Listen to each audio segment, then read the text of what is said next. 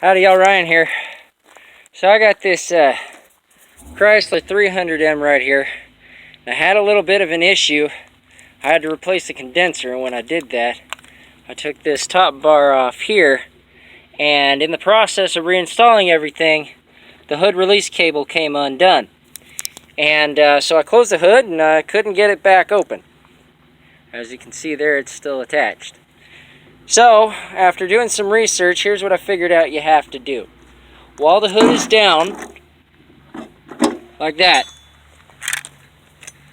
okay, the only way to get to it is through this little gap right here.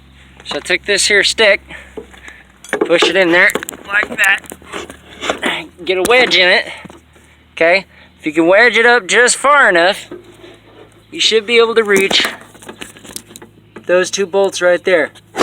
Now, that bolt you see right there, there's two nuts on it, it's a size 13. That's what holds the locking mechanism in place. Now, you can't pull it off of that bolt with this rubber piece here in the way. So,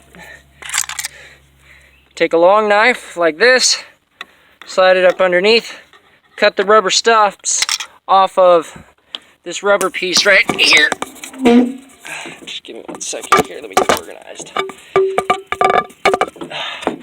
Okay, so cut this rubber piece off right here, and it should just roll out of the way. Then, grab hold of the hood release in the front and just pull it towards you. You should be able to work it off of them bolts, and then the hood will open up.